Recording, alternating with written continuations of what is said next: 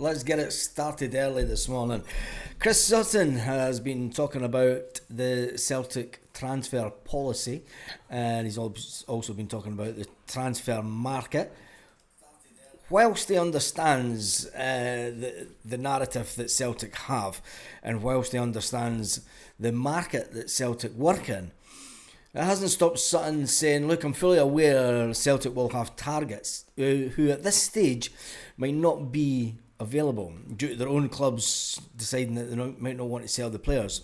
Or the agents are playing a waiting game, trying to get the best deals and trying to generate as much interest as possible for the players. Unless Celtic are going to start paying silly money, Chris Sutton said. He said, I imagine that they may have to wait. And this is where Brendan Rodgers is getting put under pressure.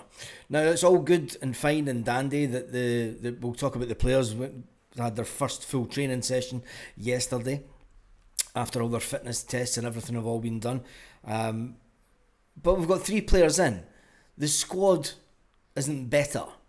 All we're doing, the players that we've brought in, obviously, have just replaced players that have left.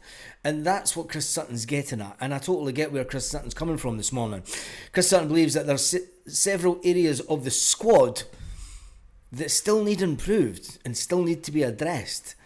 You know, the summer transfer window is all about getting the squad better and making the team better. At this stage, whilst we've got 3 players in, he said it hasn't happened. Now that they've returned back to pre-season training, the pressure pot at this stage, it looks like there's plenty to be done still. And there is. And we all know there's plenty to be done. Because the players that have came in, when you're talking about Kieran Tierney, all he's doing is replacing Greg Taylor. When you look at Ross that's came in, he's just replacing a keeper that's left.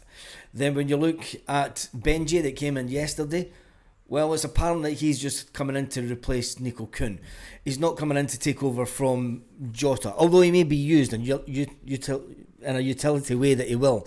But it's looking like that's the ultimate goal. He's the replacement for Nico Kuhn.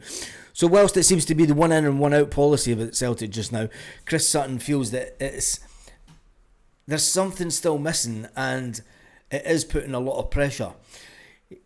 As much as Celtic can compete in the transfer market at a certain level, and Chris Sutton's saying, he said, look, they need to get their transfer business done as quick as possible. It is as simple as that. Brendan Rodgers has obviously spoke about this before, and he says, look, I know how the transfer market works, but these players got so far in the Champions League last year, they didn't have that little bit extra spark, and that's what's missing from the team. You know, I totally get Brendan. I totally get Chris Sutton. When you look back to the pre-season that we had last year in the United States, when we played the likes of Chelsea and Manchester City, those games were amazing, getting us ready for the Champions League and what was to come. The pre-season this year, you know, we're playing Newcastle. That will be a good game. It'll be interesting to see how that one goes.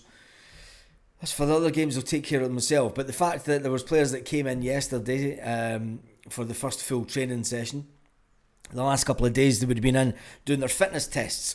Now, the way that they always do it every pre-season, they come in the days before and they all go through the rigmarole of testing where their fitness is, where their stats were at the end of the season and where their stats were at the beginning of the season, and then they do a comparison, and that's when they set down targets for the fitness regime of each individual player going forward.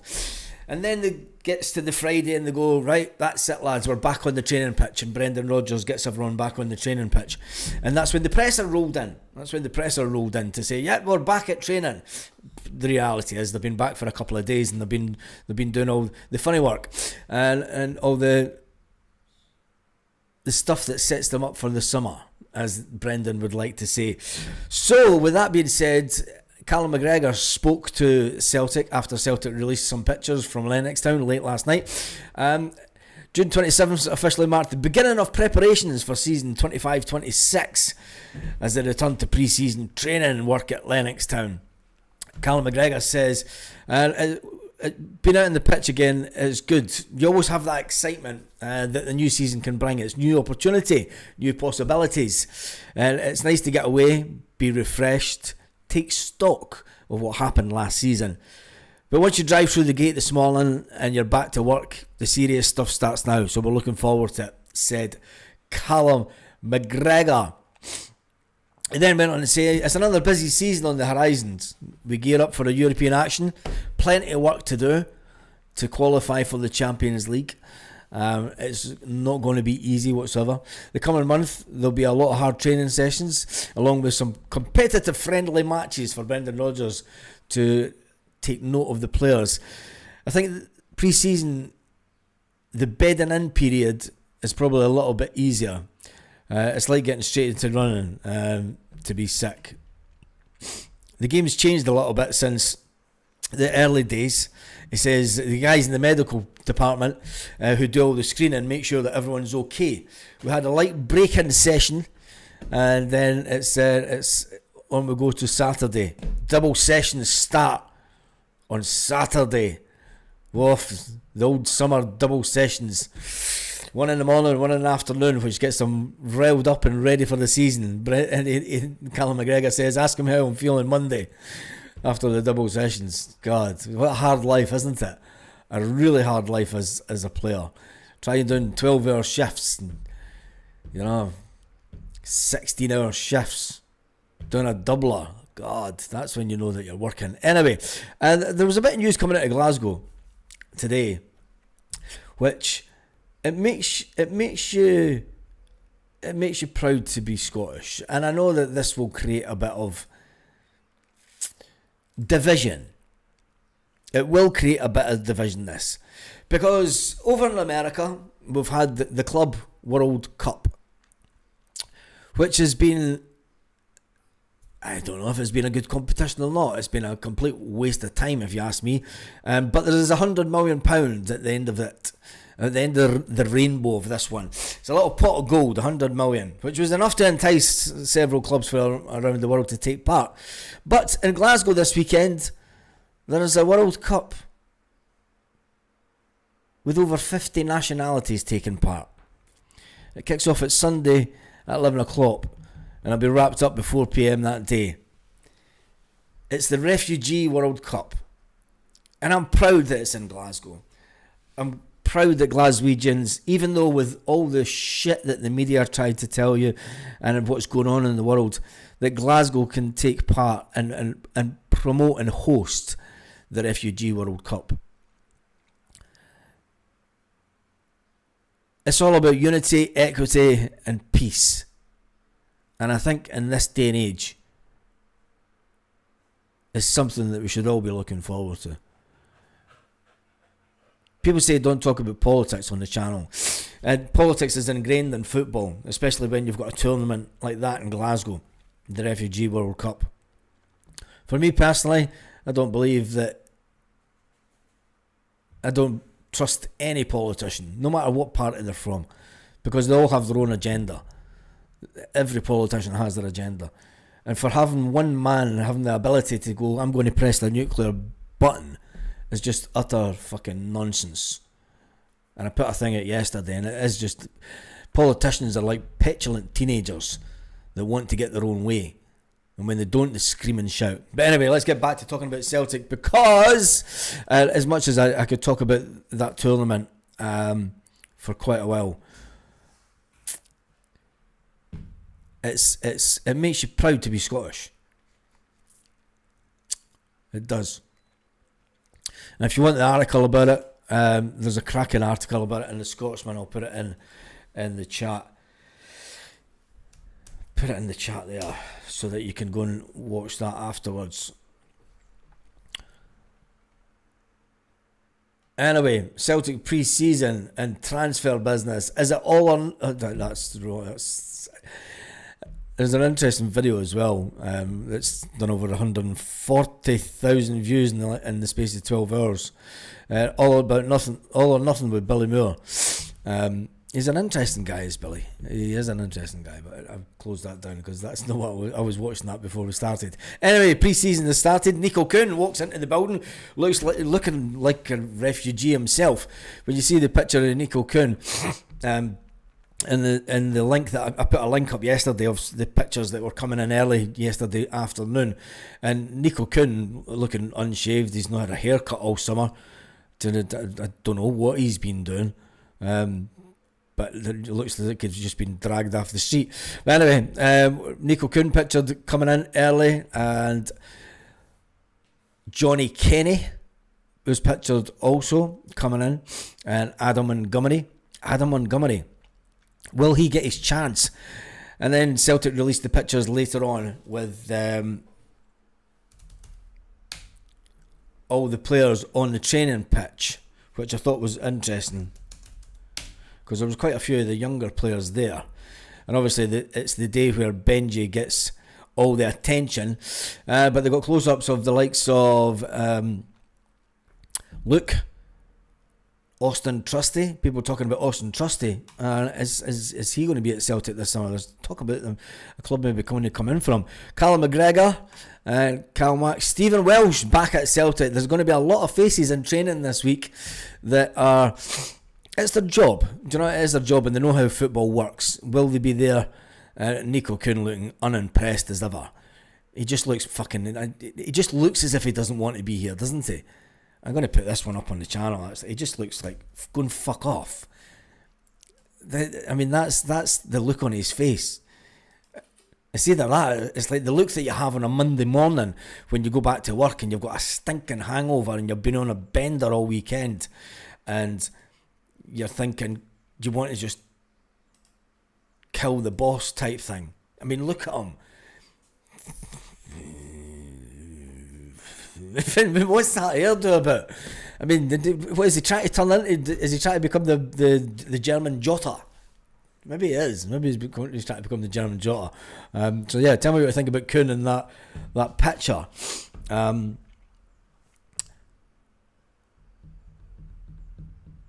I'm just having a quick catch up on some of the comments, but anyway, let's get back to it. So yeah, the fact that Nico Kuhn is looking grumpy as ever, and then you look at the training picture.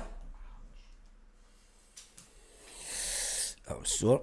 Gustav Lagerbielke back in the building. You've got everyone that wants away, and the only one I don't see is Lewis Palmer. Obviously, Lewis Palmer was still playing some international football.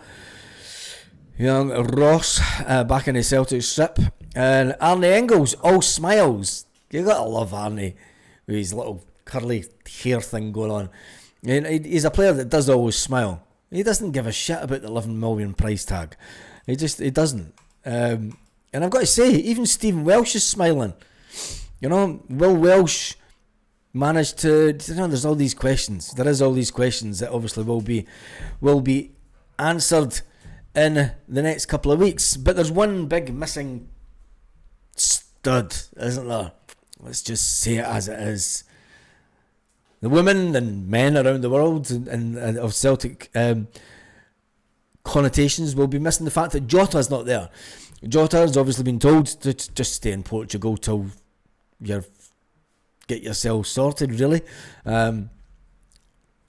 He will be still in contact with Brendan Rodgers and the fitness staff, and it's all just about taking time and getting him back 100% fit. So, with transfer speculation we're still being linked with players that we've been linked with for a long time. Celtic are obviously still working away in the background, and it's going to be a case of where will Nico Kuhn really end up? Will he end up at Como? Will he end up at Leipzig? And will he cheer up whilst he's at Celtic? Just put a bit of a smile on your face, mate. Because let's face it, you're getting paid by us to cheer up. Honestly, to God, man. What is wrong with him? Right, let's jump into the comment section and see what you are all saying on this crazy Saturday morning. I am earlier than normal because we're going out this morning, so I just wanted to get it out the way. And so, good morning to Lanky, good morning to Catholic Rebel, good morning to Nick. Stephen Johnson's in the house. Mike Powers. My hair and beard are twice as long as Kuhn's. I'd be in trouble if Baz was judging me. Mike Powers.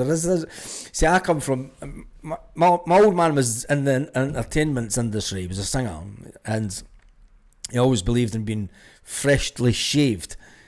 And, and he's a firm believer. It was like, when you're in the public eye, you've got to look your best. I mean, I know that he's not in the public eye, but Jesus God.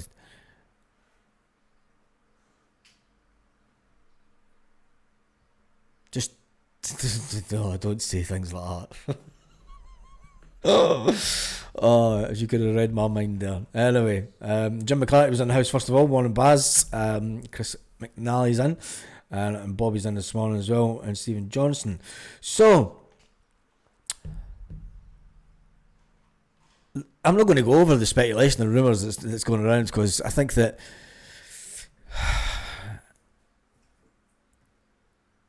it's a weird one. It is a weird one, because when you look at the squad, the squad hasn't been improved yet. Do you know, people say, well, it has, because Tierney's better than Greg Taylor. We're still in the position that we don't have backup. Then we don't have the positional backup. What does have Celtic changed? Because obviously Greg Taylor has left the building. Celtic still have him on the website, and God forsake Jeffrey Sloop,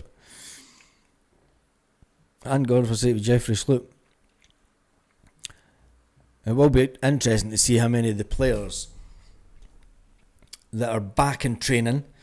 I mean, was Conan pictured yesterday? Marco Tilio wasn't pictured either. I don't. Is he been playing for Australia over the summer? I'm not too sure. I know Lewis Palmer's been playing. Everyone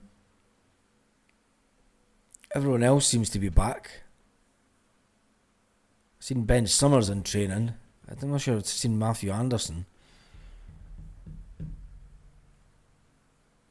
I'm sure that there'll be more leaked pictures over the next couple of days, so we'll all be keeping an eye on. And then ultimately, when it comes to next Friday, yes, next Friday, we're on the countdown. Are you excited yet? We are on the countdown to the first pre-season game. The first pre-season game of the summer is always the biggest anticlimax, but it is only 6 days, 10 hours and 58 minutes. 6 days, 10 hours and 58 minutes until the next Celtic game, which we're over the moon at. It is going to be on Celtic TV, and Celtic TV have been doing some advertising to get people to sign up to yon said platform to get all your Celtic information. Anyway, with that being said, interesting. The Matthew Anderson one, he's out of contract, isn't he? Yeah, he's out of contract. He's joined another club. So that's another. In fact, is Anderson still in the B team? Because he's been out on loan, isn't he? He was one of the ones that were out on loan. Yeah, Matthew Anderson. He's been at Admiral Wacker for the last couple of years. So he was out of contract. And he's joined another team. But he's still on the Celtic. You're going to see... Do you know that? I understand where Chris Sutton's coming from, because there's a lot of pressure being put on Brendan Rodgers. When you look at the size of the squad, right, and we're talking about the whole squad, not just the first team players. As it stands, we've got the three goalkeepers, right? You've got Alistair Johnson, you've got Liam Scales, Austin Trusty, Tony Ralston, Cameron Carter-Vickers, Rocky, in your defence. You're still needing. You're going to have Kieran Tierney to be added to that. Never seen Tierney at training yesterday either. Interesting. You've got Luke McCowan in midfield, Danny Engels, Paulo Bernardo, Rio Hatate, Callum McGregor. They include James Forrest in the midfield for some reason. Forwards, I mean, if James Forrest is playing in the part of the front three, we're a couple of players down for the midfield positions straight away. Forwards, Jota's out injured. Adam Ida, Kuhn, Yang, Dyson Maeda and Johnny Kenny. And then when you look at all the players that were out on loan, Matthew Anderson, he has now left the club without playing first team, been out on loan for 2 years. What is the point in putting the young players out on loan, putting them through this football education, and then them just being allowed to leave the club? What is the point? You know, he's only 20 year old. It's unbelievable. I just think it's nuts. But anyway, Matthew Anderson is another one that has left the club without even getting a comment from Celtic.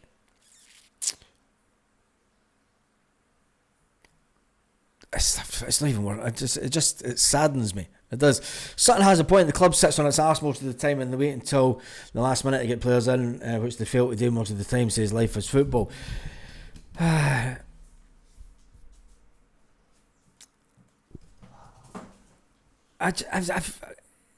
I'm starting to struggle to think what is the actual policy from Brendan and the team going forward. Because I mean, think back to Brendan said it's going to take a couple of years for the academy to start producing players.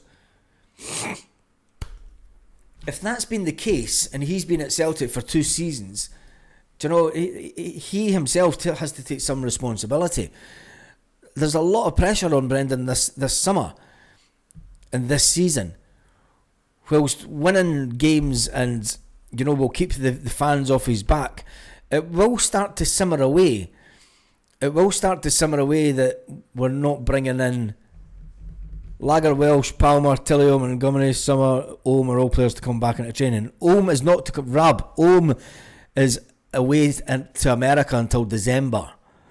Odom Ohm is on loan until December. He does not come back this summer. He comes back in December. In fact, he'll probably be sold. But he's talking about coming back to Celtic as an improved player. Baz, they must put players on a downer and feel not good enough. Jim, it despises me sometimes, and I sometimes think it's, do you know, with Brendan Rodgers. Let's take Brendan Rodgers' own words, right? Let's not make stuff up. Brendan Rodgers talks about a football education, coming through the B team, going out on loan, improving, coming back and staking a place for the first team. Young Matthew Anderson has done that. He's went away to Admiral Wacker. You mean Ben Summers went there as well, and now it's been noted that he's young Matthew Anderson has left Celtic. I did say that because his contract was out. His contract was ended at the end of this season, and it was weird that they put him out on loan. But anyway, I'm going to finish the video up with John Clark's obituary, which has been published. It was Brian Wilson that wrote it. Brian Wilson, looks like Brian Wilson, the Celtic director, who has wrote this. John Clark, who died aged 84, was a member of the Celtic team that won the European Cup in 1967. The first time the trophy was secured by a British club.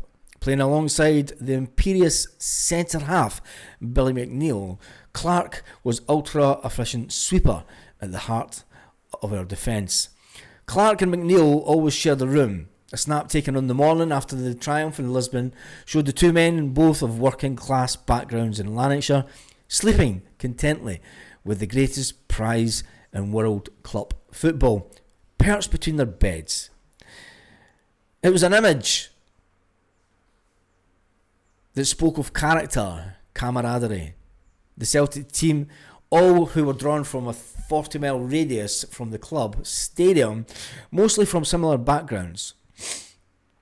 Throughout the life of Clark, he remained the same, quiet, dignified figure, intensely proud of what he achieved, while being modest and underestimated. The profile written after the Lisbon victory noted that John kept his feet on the ground because he shunned the temptations which can come with fame in a big city, preferring to live in his home village of Chapel Hall.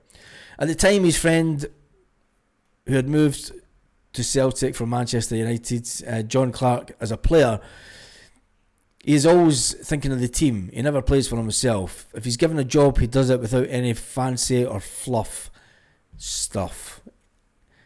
The same characteristics continued throughout his life. He built around the three pillars: family, faith and football. He was loved by the supporters, a man who they could easily identify with as one of their own. He had risen to the heights, but it never left him that he was just one of them. He never left Celtic behind. His daughter Marie recalled an incident from childhood when her dad took her into Glasgow to buy a Christmas party dress. When she came home, it had gone. He explained that the cleaner at Celtic, who had no money to buy her daughter a dress, he gave it to her. She had nothing. We can get another one. He was doing things like this all his life. He was a kind man. When John was 10 years old, his father, also called John, was killed in a railway accident whilst working on the track in Watford. He'd gone south for work and planned for his family to follow. His wife Lily was expecting their fourth child. He never returned. John went to school for a time in Lanarkshire. In his teens, Clark signed for a semi-professional side, Lark Hall Thistle. Tough learning school that helped him develop the physicality of his game. He soon caught the eye of Celtic at the time, who had developing a youth policy that yielded such a momentous results. Jock Stein, his playing career cut short by injury, was in charge of the youth coaching system. McNeil recalled, suddenly the whole thing became much more. He sat in the dressing room, John Clark, Jim Conway, they all lived in Lanarkshire. It was Stein's company. You would sit and you would talk about football. Clark made his debut in Arbroath in 1959. It was a dismal period for Celtic, the dismay of young players. Stein started from his coaching role to manage Dunfermline. On his return to Celtic in 1965, it was to transform Celtic. They wanted to transform it and they wanted to build it around Clark and McNeil, that partnership. Within weeks they had won the Scottish Cup, the first trophy they had won since 1957. Thereafter the run of success included 9 league titles in a row. Clark played 140 consecutive games and was one of the only ever present in the 1966-67 season when Celtic won the quadruple, including the European Cup. His career was later affected by an injury, but he was one of the Lisbon Lions. They were united to take a final bow in the 1971-70 season. Despite the honours assembled, Clark was capped only 4 times by Scotland.